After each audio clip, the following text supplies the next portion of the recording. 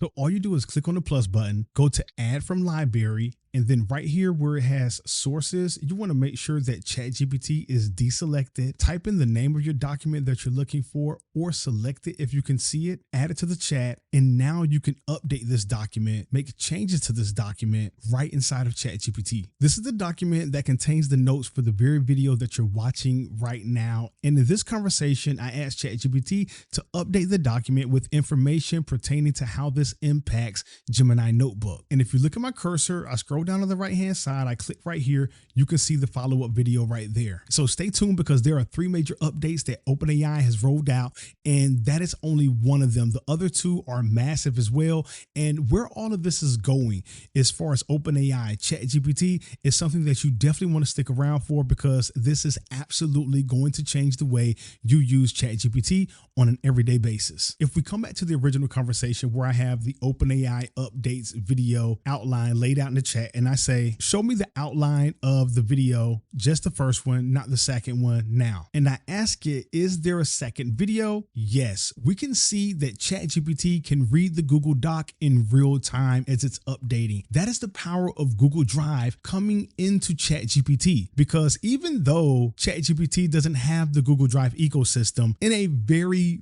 real way, what OpenAI has done has co-opted Google Drive so that you can use your Google Drive as ChatGPT storage. So even though Google does not have a state-of-the-art model at the moment that can compete with the models that are in the lead right now, Fable 5, GPT Sol, and even Grokbot, Google Drive has become a very valuable resource because your files now become context that you can use anywhere across ChatGPT in real time. This next feature is called computer history. It's still rolling out, so it might not be in your account right now, but essentially what it allows ChatGPT to do is to watch how you work, what apps you're using. And as you begin to use ChatGPT more, it understands your work better and it helps you get better outputs because it can anticipate what you want to do next and how you actually want to get the work done. The last update we want to talk about is ultra fast mode. They finally released GPT-5.6 Sol on the new Cerebras chips, and they're beta testing this or just launching it to a small group of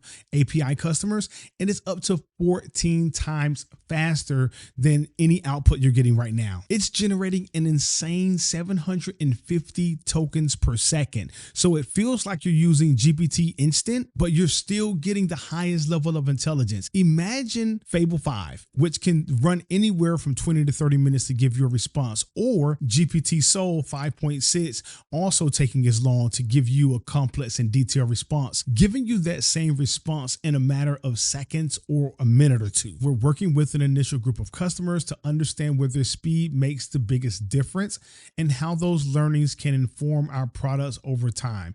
If your business requires frontier intelligence at the highest speed, you can request to be notified as capacity expands. The one thing I want you to understand about this is that the tools are going to keep changing. They're going to keep advancing.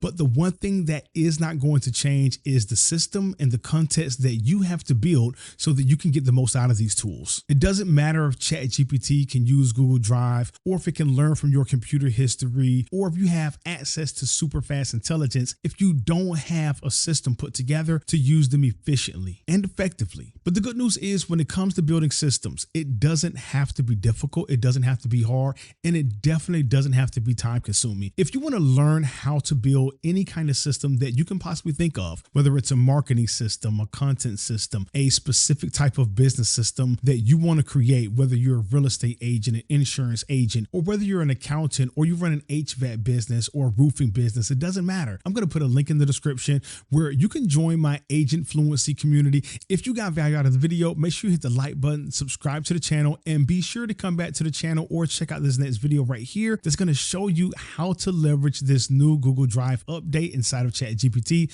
to really do some amazing things with Gemini Notebook. I'll see you in that next video.